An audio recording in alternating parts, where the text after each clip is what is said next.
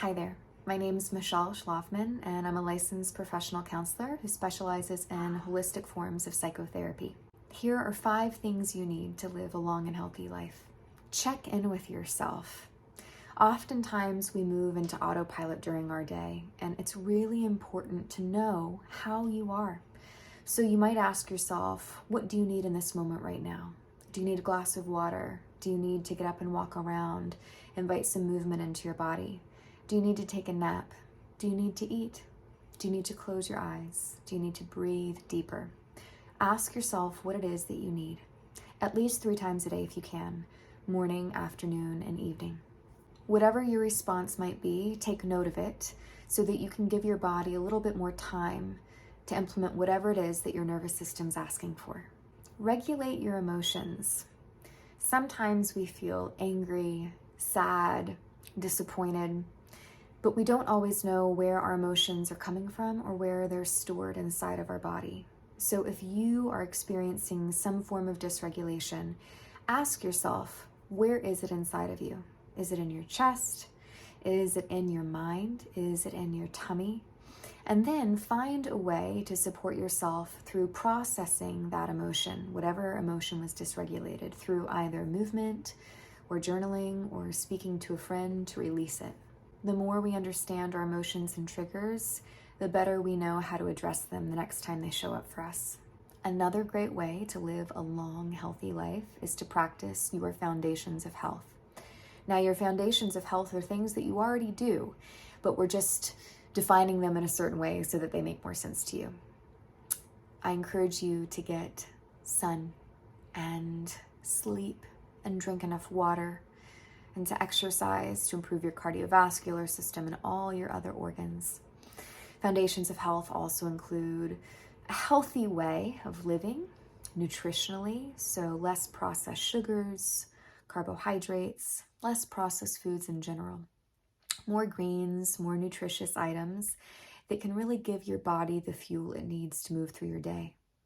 And inside of the foundations of health, they also include different types of mental health support. We want to tend to the mind, body support, any type of exercise or movement that the body needs to sustain itself, and spiritual practice. What do you do to improve your sense of being and existence in the world? The foundations of health are something you must have in order to live a long, healthy life, because they include taking care of ourselves.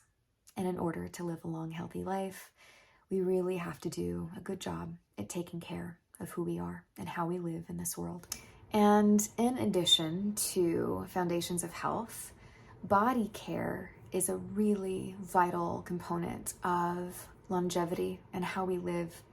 Body care includes, similar to foundations of health, chiropractic care, massage, acupressure, different forms of touch and support for the spine.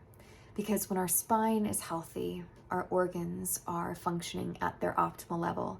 And when our organs are functioning at their optimal level, we have the possibility of living a much longer life. You may want to practice or go to a practitioner who is experienced in myofascial release or reflexology, or an esthetician who does facials. What happens in these practices is they allow our body to self-regulate. So we find often that our body's regulation is relaxed and settled and nourished when someone else is contributing to our sympathetic and parasympathetic nervous system rest and reset. So whenever we're inside of the parasympathetic nervous system, all of our organs are functioning better, our cortisol levels are lessened and decreased, and we feel a greater sense of well-being overall. And the last component to living a healthy, long life is energy hygiene techniques. And you may not be familiar with this principle, but I'll share a little bit with you so you have a better understanding of it. Energy hygiene techniques is the working and clearing of your energy field or your aura or your biofield, several different names for it. And some of these practices include Tai Chi, body movement, working with pranic energy. It could be working with your chakra systems, doing brush downs on your biofield. It could be allowing the breath to travel and clear out any stuck elements. And a great example of this is, let's say you walk into a room, and as soon as you walk into the room, you feel icky, or you feel like a strange sensation, and you don't necessarily know what it's from. Usually that feeling is from stuck old energy inside of a space. So each person contains their own energetic imprint that they share with everyone. And when we don't feel comfortable around someone else's energy, we know it.